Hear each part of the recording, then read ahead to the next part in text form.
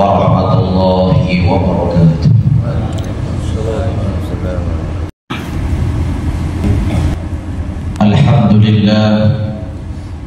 Alhamdulillahilladzi arsala rasulahu bil huda wa dinil haq liyudhhirahu 'ala ad-dini kullihi wa kafa.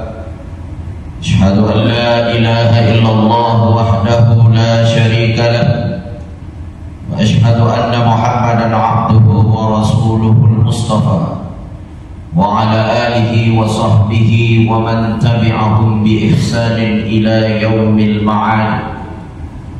Wa ya ayyuhal muslimun al-kiram, ittaqullaha haqqa tuqatih wa la tamutunna illa wa antum muslimun. Faqad qala Allah ta'ala fi kitabihil aziz, a'udzu billahi minasy syaithanir rajim. Bismillahirrahmanirrahim. Walaqad karramna bani Adam wa hamalnahum fil barri wal bahri wa razaqnahum minat thayyibati wa faddalnahum ala katsirin mimman khalaqna tafdila. Sadaqallahul azim wa ala dzalika minasy syahidin wasyakirin walhamdulillahi rabbil alamin. Sidang jamaah Jumat sama-sama dimuliakan Allah Subhanahu wa taala. Alhamdulillah,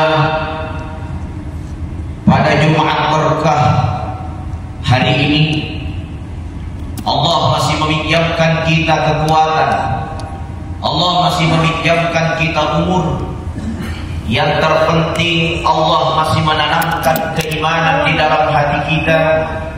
Semoga iman ini senantiasa terpatrit dalam hati kita hatta turtumul makabir, sampai kita nantinya kembali menghadap kepada Allah, masuk ke alam kubur insyaallah. Salawat salam atas baginda Nabi Muhammad sallallahu alaihi wasallam,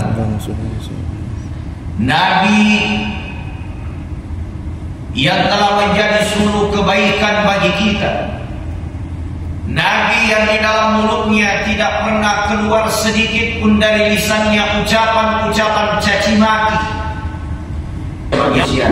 yang membawa Al-Quran di dalam dirinya, di dalam hatinya, dan di setiap aplikasi dan implementasi kehidupannya, dialah yang akan mendapatkan kebahagiaan dunia dan akhirat.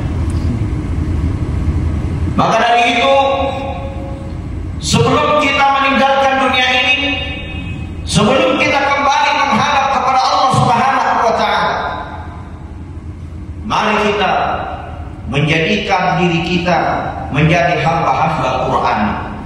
Apakah hamba-hamba Quran itu? Ajaran Al-Quran yang pertama adalah kesucian batin. Di dalam Al-Quran dikatakan qad aflaha man zakkaha, sungguh beruntung orang-orang yang mensucikan hatinya. Wa qad khaba man dassaha, dan celakalah orang-orang yang mengotori hatinya. Maka mari kita sucikan hati kita.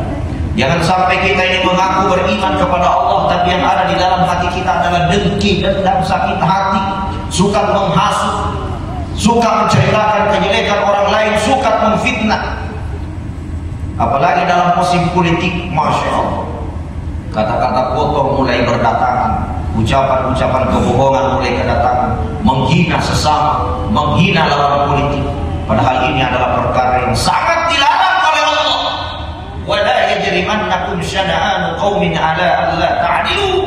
Jangan sampai hanya karena kamu berada dalam satu golongan, dalam satu kelompok, dalam satu partai, dalam satu organisasi, sehingga kamu tidak berlaku adil kepada orang yang berbeda kelompokmu, yang berbeda dengan golonganmu, yang berbeda dengan partai politik. Kenapa?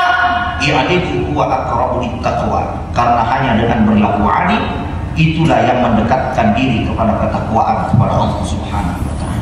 Inilah ajaran Al-Quran.